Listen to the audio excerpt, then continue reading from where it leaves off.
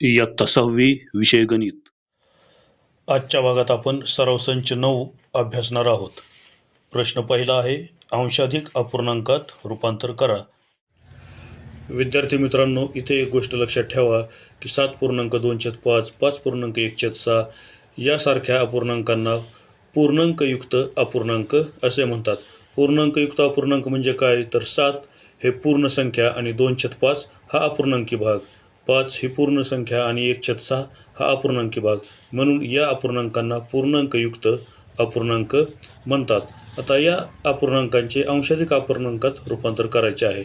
यात इथे एक गोष्ट लक्षात ठेवा, इथे छेद मोठा आहे आणि इथे हे अंश लहान आहे. मग अंशाधिक अपूर्णांकात रूपांतर करायचे म्हणजे आपल्याला अंश हा छेदापेक्षा मोठा येणार.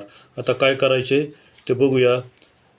पहिले उदाहरण आहे 7.2/5. पहिले उदाहरण आहे 7.2/5. या अपूर्णांकाचे आपल्याला अंशाधिक अपूर्णांकात रूपांतर करायचे आहे. अंशाधिक अपूर्णांकात रूपांतर करण्यासाठी काय करायचे, या छेदातील जी संख्या आहे त्या छेदातील संख्येने या संख्येला गुणायचं. म्हणजेच काय करायचं, म्हणून 7 × 5. आता इथे हे 2 धन आहेत म्हणजे 2च्या पुढं अधिक चिन्ह असतं, म्हणून इथे अधिक लिहायचं, +2 छेद हे छेदातले 5 पुन्हा छेदात आहे असे लिहायचे, बरोबर. आता याचा गुणाकार करायचा अगोदर. 7 × 5 7×5 35 अधिक हे 2 लिहायचे, 35 + 2 छेद 5.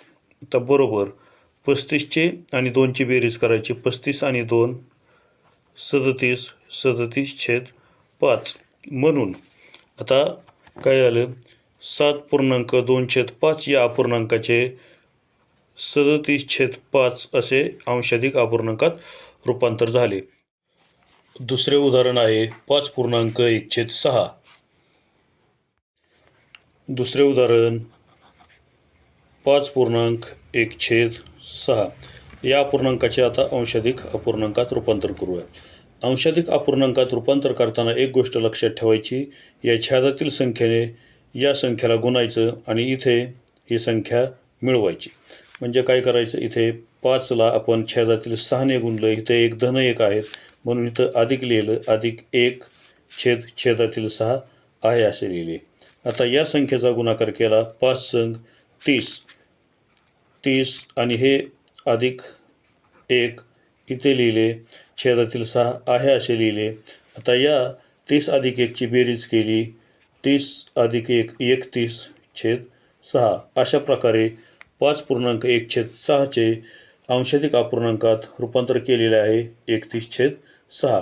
अंशाधिक अपूर्णांक म्हणजे विद्यार्थी मित्रांनो एक गोष्ट लक्षात ठेवा, अंश मोठा आणि छेद लहान असतो. आता तिसरे उदाहरण आहे 4.3/4. तिसरे उदाहरण 4.3/4 या अपूर्णांकाचे अंशाधिक अपूर्णांकात रूपांतर करूया. इथे सुद्धा काय करूया, या 4ला या 4ने गुणूया.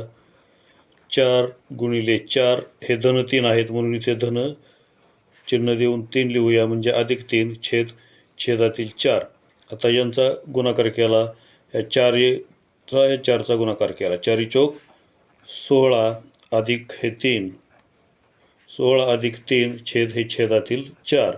16ची आणि 3ची बेरीज आली 19 छेद 4. अशा प्रकारे आपण इथे तिसऱ्या उदाहरणाचे अंशाधिक अपूर्णांकात रूपांतर केलेले आहे. चौथे उदाहरण 2.5/9 या अपूर्णांकाचे अंशाधिक अपूर्णांकात रूपांतर करूया. 2.5/9ला काय करूया, या 2ला या छेदातील 9ने गुणूया. 2 × 9 हे धन 5 आहेत म्हणून +5 छेद छेदातील 9 इथे लिहिले.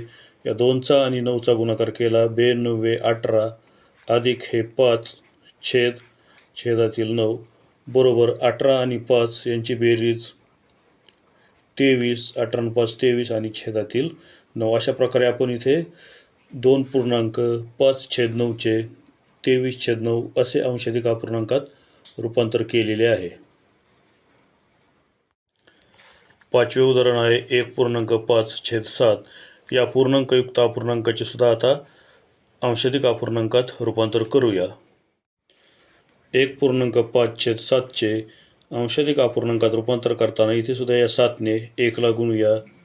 1 गुणिले 7 हे धन 5 म्हणजे अधिक 5 छेदातील 7 लिहिले. 7 एके 7, 1चा 7चा गुणाकार 7 अधिक हे 5 इथे आहे असे लिहिले. हे छेदातील 7 छेदात लिहिले. 7 आणि 5 यांची बेरीज 12, 12/7. अशा प्रकारे आपण 1.5/7 या अपूर्णांकाचे म्हणजे पूर्णांकयुक्त अपूर्णांकाचे 12/7 असे अंशाधिक अपूर्णांकात रूपांतर केलेले आहे. अशा प्रकारे आपण आजच्या भागात सराव संच 9 मधील प्रश्न पहिला अभ्यासलेला आहे. पुढील भागात प्रश्न दुसरा अभ्यासूया.